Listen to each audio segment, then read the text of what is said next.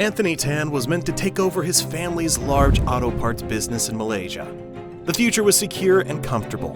Everything changed when a friend was assaulted by a taxi driver. After that, Anthony made a choice. He gave up his inheritance to create a company that would later be worth $40 billion.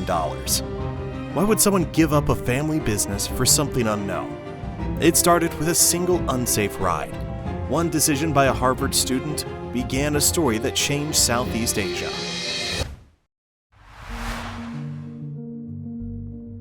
Anthony Tan came from a family that built one of Malaysia's biggest car businesses. His grandfather started Tan Chong Motor, growing it into large dealerships for brands like Nissan across Southeast Asia. Anthony always knew the business would be his. After Harvard Business School, a secure future in the company awaited him. But taking over the family business also meant heavy expectations. In Malaysian Chinese families, responsibility passes down as much as ownership. To leave would mean breaking with years of family work. At the same time, using taxis in Southeast Asia was unsafe. Drivers were not checked, meters were unreliable, women felt unsafe, and tourists often paid too much. Problems like bribes and overcharging were widespread. A friend's experience brought this into focus for Anthony. Tan Hu Ling, his classmate, knew someone who had been assaulted by a taxi driver. There was no way to report or trace drivers. The system protected the wrong people. Tan Hu Ling, an engineer and consultant, saw a fix. With smartphones, riders could connect to known drivers. GPS tracking would monitor trips. App payments could avoid arguments over cash. A rating system could remove unsafe drivers. The answer was there, but no one was building it. At Harvard, Anthony saw others building new companies and tackling large problems. His teachers and friends encouraged new ideas, but his family wanted him to return home and take over Tan Chong Motor. There was a clear gap. Most people in Southeast Asia had mobile phones. The taxi industry earned billions, but riders had no real choices. A new app could make transport safer and better for everyone. In 2012, Anthony Tan made his choice. He left the family business to build something new. The decision was only the first step. Starting MyTaxi was difficult. Anthony Tan and Tan Hu Ling had to convince taxi drivers to use an app that few believed in. In June 2012, they went to places where taxi drivers worked, outside malls, airports, and hotels. Conversations were tough. Many drivers saw MyTaxi as a threat to their jobs and income. They had spent years investing in licenses, building relationships, and learning the best routes. They did not want to risk everything for something new from two young people with no background in transport. Most drivers rejected them. Some even laughed at the idea that passengers would use an app instead of street taxis. The team tried to win drivers over, even offering phones through local partners, but most were unwilling to join. Each day, the team met with more rejection across Kuala Lumpur. MyTaxi offered something different. The app included GPS tracking, driver background checks, and a rating system. This made taxis safer for both drivers and passengers. There was a big challenge. Passengers needed drivers, but drivers needed passengers first to join the app. The first step was to bring in drivers they already knew, family, friends, and longtime contacts. These drivers took rides from employees and people in their own network, showing that the system could work. The turning point came when these first drivers started earning more. MyTaxi sent ride requests directly to drivers' phones, cutting down wait times. GPS made pickups quicker, and digital payment meant less risk of theft.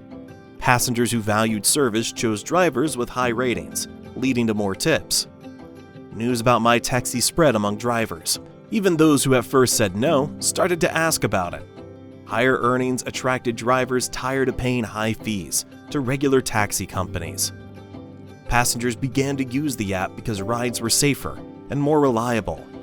The rating system improved service as good drivers attracted more business.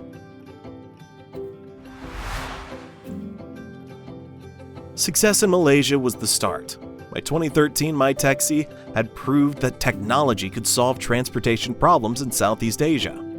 Anthony Tan saw the same issues in other countries: unsafe rides, poor service, and no good choices for millions. This led to the company's biggest expansion.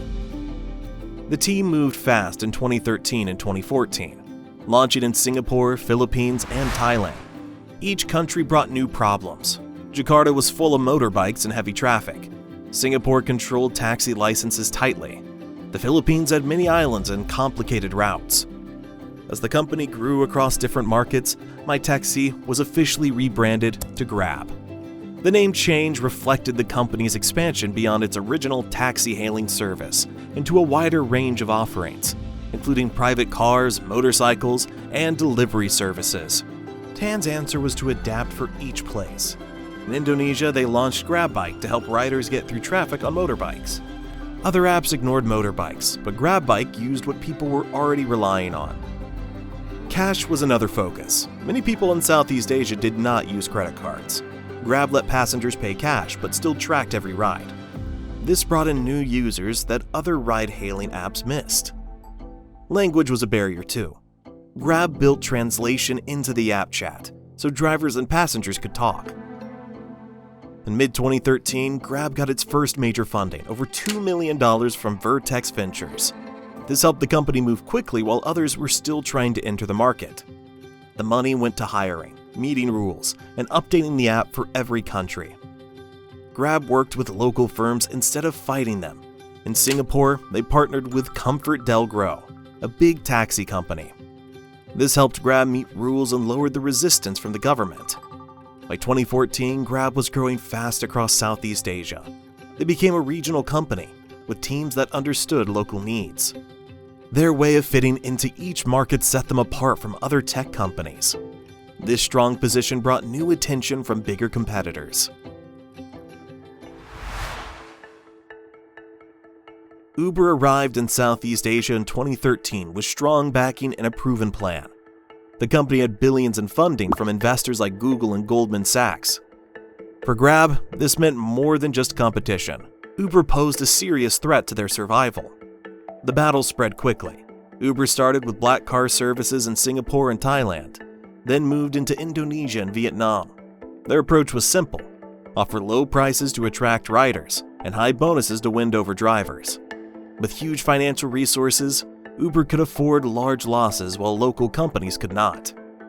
Grab had to respond in many cities at once. Uber launched new deals and driver campaigns every week. The pressure was intense. Uber's strengths were clear. They had experience from many countries. Their app was proven to handle large growth. The brand was known everywhere. Most of all, they could outspend local partners for as long as needed. This led to a price war. Passengers switched between both apps for the best deals. Drivers worked for whoever paid the best bonuses. Users became used to cheap rides, with little loyalty to any company. Uber used the same business model in every country. Their app and plans rarely changed across markets.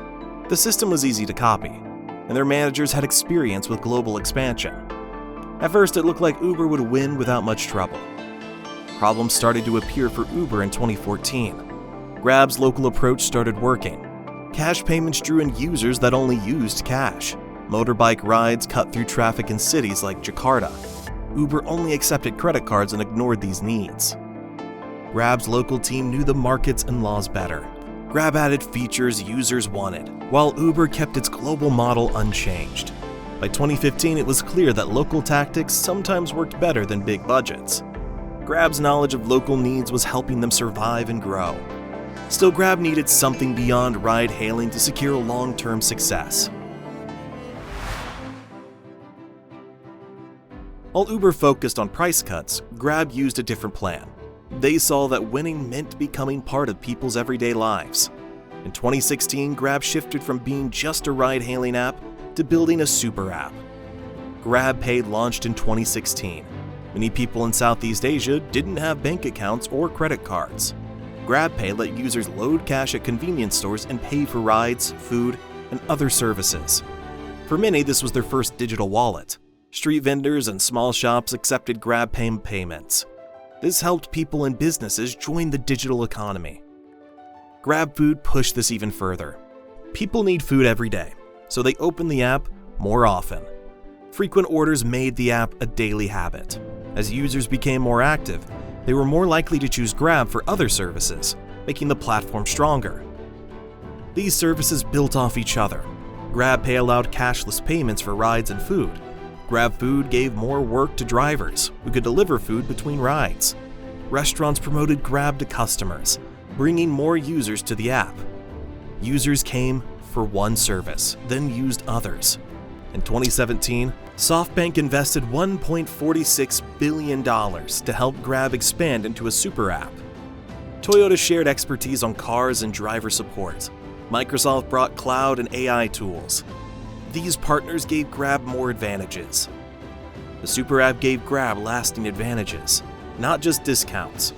This shift changed everything and forced Uber to make a hard choice. On March 26, 2018, news broke that Uber was leaving Southeast Asia. After years of competition and spending billions, Uber agreed to sell its Southeast Asian operations to Grab. The company that once led global ride-hailing gave up to a local competitor that started with almost nothing. Uber handed over its ride-hailing and food delivery services in 8 countries. In return, Uber got a 27.5% stake in Grab. This deal removed Grab's biggest competitor and expanded Grab's reach overnight. The deal brought new problems. Authorities in Singapore and other countries began investigations, worried that prices might rise with less competition.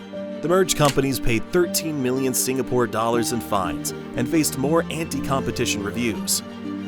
Grab had to work with regulators to prove that they would keep services fair and prices reasonable. They made agreements with governments to monitor pricing and service standards. The change was fast. Grab gained millions of new users and drivers. Their super app now included Uber Eats food delivery business alongside transportation and payments. In December 2021, Grab listed publicly, reaching a $40 billion valuation and raising $4.5 billion. Grab became Southeast Asia's biggest startup and one of the most valuable technology firms in the region.